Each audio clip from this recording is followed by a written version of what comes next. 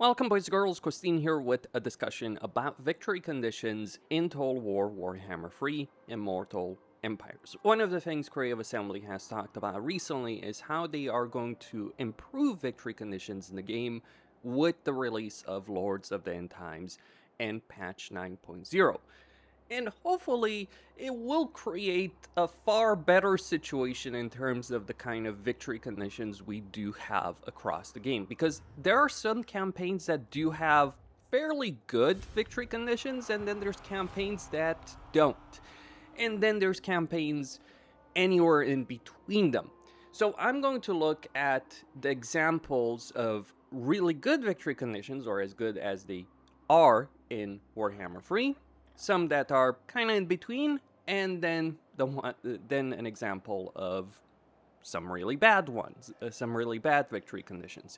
And obviously, like with many things in terms of quality in Warhammer 3, we have to look at Malakai Makaisson in terms of how victory conditions are done. And in fact, with the dwarves in general, they are usually in a better situation in terms of their campaign objectives, because a campaign is not just defined by like short and long campaign victory conditions. It's also about kind of dynamic objectives that you have, or short-term, medium-term, long-term objectives that you do have throughout the course of the campaign.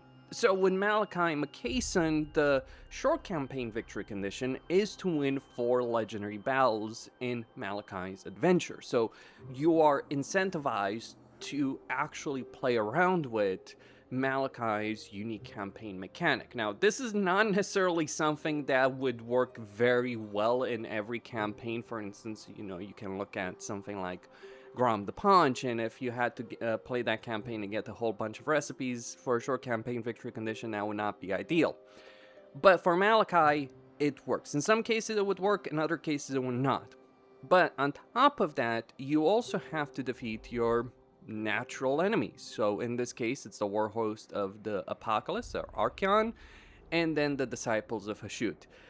I think they might want to revise the requirements here with regards to the enemies you have to deal with, because more natural enemies would be Fraught, Azazel, and Trog. Those are the natural enemies that you would be fighting in the short term. So even with Malakai, there is a bit of a discussion. And with Archeon, if they're going to make him an endgame crisis, then that might end up being a problem for Malakai to complete his short campaign victory conditions. And we should also talk about how the rewards for short campaign victory conditions are kind of all over the place. Some races have really good benefits to their campaigns if you complete them. For dwarves especially, and many other border factions, so you look at Cafe, you look at High Elves, you get plus free hero capacity to all heroes all at once. Now, personally, I am of the perspective that it would be better to have this more gradual. Like if you look back at Warhammer 1, we had chapters. So you have chapter 1, chapter 2. I think it would just be a much better situation in terms of victory conditions to have those kind of chapters where you get like 1 hero capacity for each, or you have various quests, various objectives to give you 1 hero capacity for a specific type of hero, as opposed to just flooding a campaign with a whole bunch of heroes. And keep in mind, this is one of the best, if not the best actually, campaign victory benefits that you can have in a campaign. It's just, you end up playing a situation where you have a couple of heroes before you complete, or maybe more than a couple if you're playing the dwarves, since you can increase hero capacity at tier 3. You have a couple of heroes, or quite a few heroes, but then you just get flooded with a dozen heroes all at once, and then it's always beneficial to recruit heroes as quickly as possible. This is one of the reasons why I'm not too fond of the way things work for High Elves, because High Elves very much end up in this situation where you have limited heroes due to the tier requirements, unlike Dwarves and Empire. You have limited heroes, then you get a dozen heroes, or more than a dozen really, in High Elven campaigns all at once you complete the short campaign victory condition. But it also incentivizes you to go around and be very aggressive because of that kind of huge benefit it gives you in a campaign. This is one of the reasons we have an inverted difficulty curve in Warhammer 3. It's not just due to the way the AI works or AI Empires works, it's just the benefits in quite a few cases of completing a short campaign victory condition, getting those territories, dealing with your initial foes are so significant that, and the challenge is the greatest at that point, that by the time you're done with it and you get those benefits, you're gaining power, and you already have to be in a pretty powerful position to get there. So something more gradual would end up working better from my perspective. And then for long campaign victory conditions, you have to occupy, loot, raise, or sack 60 different settlements. I think the idea of taking over 60 different settlements in general is very outdated and doesn't work quite as well. Completing all 7 legendary battles in Malakai's adventures, it's kinda okay.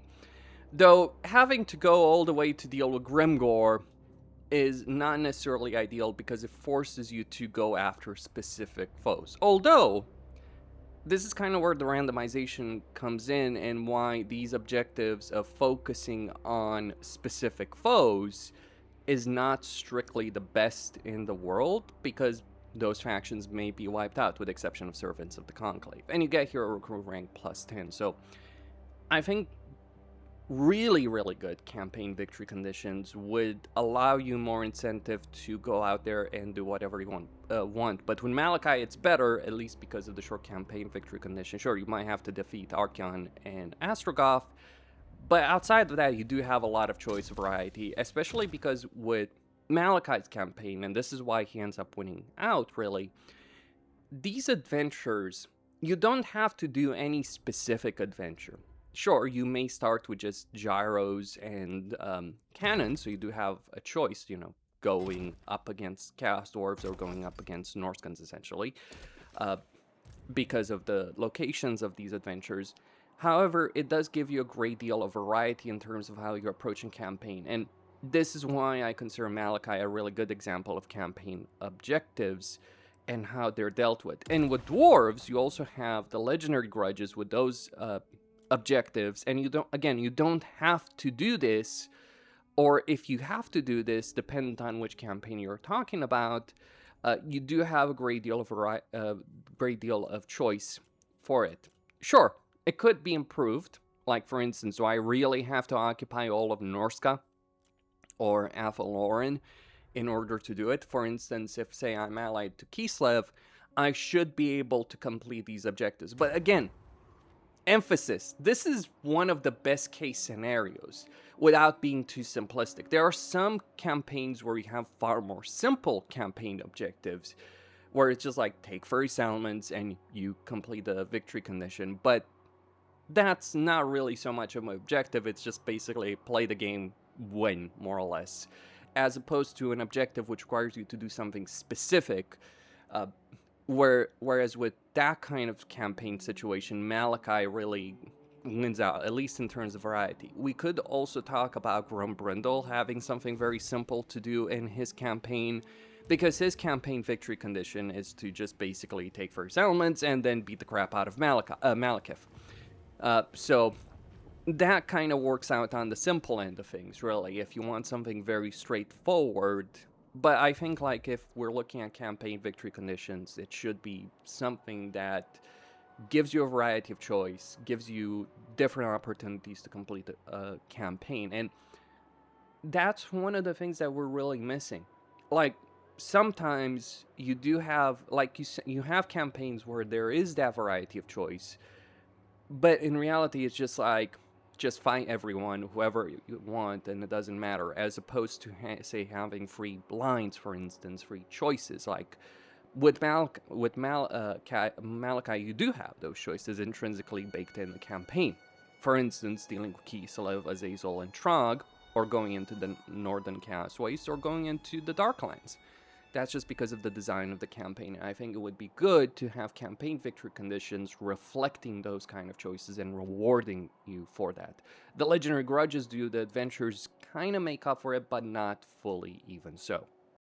Next to talk about is the Empire. The Empire is in that situation, at least Karl Franz is in that situation, where he has some seemingly okay campaign objectives, but once you really get into the nitty-gritty of it, you kind of realize just how much of a chain it is around his neck in his campaign.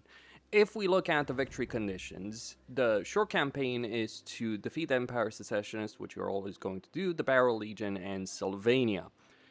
Okay, fair enough, defeat the factions that are a problem in the Empire, specifically the Undead, though there should be potentially some victory conditions to deal with Kazrak and with Festus, maybe even with Azag or Draika, who do have territory in the Empire and can be a threat. But then with the long campaign victory conditions, you have to retake all of the Empire under either your direct military control or allied control. Again, seemingly fairly okay. Not the best, having to control such a wide swath of territory, as well as taking 60 different settlements on top of that, but at least it works. Seemingly works. But here's where we get into a couple of problems with regards to the Empire. And specifically with regards to Karl Franz. Elspeth and Gelt do not have these problems, but Karl Franz does. First off, we do have the system of electric counts. Most of the stuff that you get from electric counts is not so important. Sure, you do get the various electric count seats, and that upkeep for all electric count state troopers and the state troopers themselves and the items, but you don't necessarily need the vast majority of them, with the exception of Solent, because this gives you Eldred's Guard. So these are spearmen with high level of armor, and given the Imperial Army situation in terms of their infantry, specifically their line-holding infantry, having access to these very early on is a huge benefit. So regardless of what the objectives state, the victory conditions state, you're far better off kind of screwing over Elspeth, taking over Sol and racing her to take control of Fildorf over here and then getting Steingart, then maybe selling this territory to Elspeth or some of this territory to Elspeth in order to get her off her ass to actually invade Sylvania, and thus kind of neutralizing the whole point of you having to fight Vlad if Elspeth's just going to do it for you. It would be nice if there was a better way of handling that, but if you don't do this, it's going to be tricky getting an alliance with Elspeth, and it's going to be tricky to have her do anything. An alternative, a natural alternative, is to actually go in Bretonnia, because Karl Franz does have the ability of getting population surplus with Open the Gate. So Bretonnia, even though it's poorly designed as a location on the campaign map, for Karl Franz, it actually works out having these two region provinces because he can just bypass the growth limitations. But that's going contrary to your longer campaign victory conditions and really what Karl Franz's campaign should be about, which is holding the Empire together against everyone. I mean, there's always going to be a discussion about the Empire, especially with respect to the fact that most of it is going to be destroyed and is meant to be destroyed because legendary lords start in it. So you look at Kazrak, you look at Draika, you look at Azag, the Changeling, Vlad, they all have these minor Imperial factions that are their natural opponents. So a lot of the campaign ends up being spent over here, unless you decide to, okay, it's not worth caring about most of the Empire, really. You just kind of want Midland, Marienburg, Bretonnia, and eventually to get Elspeth as a confederation in your campaign. But still not ideal from that perspective. And then we have the Imperial Authority situation. Imperial Authority used to be really terrible, now it's better, but here's the problem. If any other faction except Imperial factions control territory in the Empire, you cannot max this out. So you cannot get that significant benefit in terms of mercenary replenishment time for all Electric Count state troopers. Which means that if you're playing an Imperial campaign, you have to go to war against the Wood Elves, for instance, over here. And maybe even Zufbar if you're marching on Sylvania and Zufbar takes over, one region before you, then you're going to have to end up dealing with them one way or another, which again is not ideal. Or if Kislev comes in from the north to support you, or the dwarves come in, Ungarum comes in to help you out. That is not an ideal situation. So even though the victory conditions themselves are okay-ish, the practical way we end up playing this campaign between the Electric Count system and Imperial Authority is not the best in the world. So that's one of the things to be talked about with victory conditions. It shouldn't just be a question of let's have a victory condition, ignoring the other mechanics that you may have to deal with during the course of a campaign. It should be something that works in synergy well together, which in the case of Karl Franz, it doesn't work quite as well. You know, some of the things that I've seen Creative Assembly talk about is how they want to give Thorgrim a campaign victory condition, which requires him to get Karazakarak to tier 5, which in itself is also not ideal. So those kind of victory conditions, especially short campaign victory conditions that require you to get tier 4 or tier 5 settlements, are not in any way, shape, or form ideal, because realistically, by the time you get Karazakarak to tier 5, you've kind of won the campaign, and certainly you've won the short game, not the long game. And there's many campaigns which suffer from this lack of synergy. Take Belagar, for instance. With Belagar's campaign, you might think, oh, I should just rush for Carrick 8 Peaks. But what if you don't? What if you spend much of your early game taking over Alpha Lauren for the Legendary Grudge over there, and then actually taking the Southern Grey Mountains and then going for Carrick 8 Peaks? Sure, it will hurt you from an upkeep perspective, but it's much better to secure your home front and then expand in Carrick 8 Peaks than it is to just rush Carrick 8 Peaks. That's my perspective, and again, it's not an ideal circumstance. There's many campaigns where you have that lack of synergy or between various objectives, natural objectives you have, you know, between campaign benefits from either Legendary Grudges or from unique mechanics compared to the short campaign or long campaign victory conditions. And I think the best example of this is with the Tomb King. So one of the key benefits of a Tomb King campaign or an Undead campaign that applies to Vampire Counts as well is the ability of getting vassals through diplomacy. But this doesn't mesh so well in terms of your victory conditions or even the Books of Nagash. So you have a core system of the campaign or a core gameplay system of Warhammer 3, which is the ability of using diplomacy, which is something we've wanted in a Total War Warhammer game for years, and we finally got it in Warhammer 3, but then it doesn't work so well with the systems of the game. And why is that with regards to the Tomb Kings? Well, one reason is with the Books of Nagash. So with the Books of Nagash, you have these books. Many of these can be in specific settlements, and some of them are in rogue armies. The one rogue army is not a problem, though it's kind of shitty having to cross, or it is really bad having to cross the world in order to get the Book of Nagash, and I'm not quite sure why I have so much vision around the map. But beyond that, one of the problems of these books is when you have to take over a settlement. Because you might have a book in Lamia, or if you're playing Khalida, you have a book in Mount, or in Last Plateau, and you cannot gain these books unless you're personally the one that takes over these settlements. So, for instance, there was a book in Carrick 8 Peaks. If I didn't take it personally, it wouldn't have worked out. Now, I don't care about Carrick 8 Peaks, so I'm just going to sell it to Thorgrim, because why would I invest the resources needed to upgrade that when, again, I do not need it in any way, shape, or form. It doesn't give me benefits, and it does give Thorgrim quite a few benefits from the landmarks that dwarves can build there, and I can definitely build those landmarks as well. So not an ideal situation, far from it, but it actually gets worse with respect to this. Beyond that, we also have the resources of the Mortuary Cult, which, yes, you can technically, I suppose, get these from allied control. So, for instance, over here, I'm getting iron from Gorgazan, but what if the AI doesn't build them? So, for instance, over here, Rapans hasn't built spices, and I could use spices for the Mortuary Cult in order to increase my Lich Priest capacity.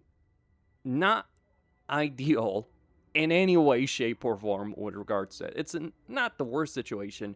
The worst situation is with Obsidian, because you do need to take Karagorud, or you need to have Forik building the resource building over there in order for you to take advantage of that.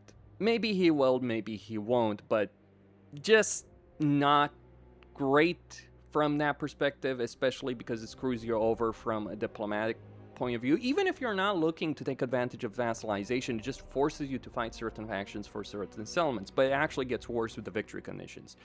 So for Cetra, short campaign is pretty reasonable, not too bad. Defeat the follower of Nagash, Volkmar, and the Drakenhof Conclave. Okay, Volkmar is a bit questionable, but I guess it makes sense, you know, deal with the Fanatic right there. Never mind, I can ally Warzak for that purpose. But here's where it falls apart for Tomb Kings in general, and not just Cetra. It's actually worse with Katep. So you need to take control of some very specific settlements, and you can only be the one that controls them. So Karagorud, for instance, or Al-Haik in Araby. So you need to basically destroy Rapans and either defeat Forik or race him to Karagorud and maybe piss him off in the process by doing so. But even then, even if you could give these elements to allies, which in some cases you can do so, though trading them over is not an easy thing, you then also have to build specific structures, specific landmarks over there that cost a lot. Many of these don't necessarily end up being worth it. Sure, the Great Pyramid of Cetra, that's a different discussion, right? That is one of the ones that's worth it because of the Tomb Guard capacity, though that population surplus is not ideal. But what's really terrible about this is not so much if you're playing Cetra, is if you're playing Khalida or Katep. Think of Katep, his role in the lore where he was very loyal to Cetra. He brought him back. He allowed himself to be executed by Cetra to just warn him. And yet his victory condition requires him to get these Great Pyramid sites and build them up himself. That is a clear-cut example of a really terrible victory condition system. And this is one of the things that really hurts the Tomb Kings. Between the Mortuary Cult resource situation, the Books of Nagash situation, and the Great Pyramid situation, Tomb Kings have easily the worst long campaign victory conditions in the entire game. They're not the worst race in the entire game, far from it, but just generally speaking, Tomb Kings could definitely use an update with respect to this. Hopefully we will get this with Lords and End Times. That is where I stand on these issues. Again, if you're going to do victory conditions, they should fit in with the core dynamics of the race and the core gameplay style of race. Like, what's the point in having diplomatic vassalization of a race if it screws you over in terms of your victory conditions, as an example?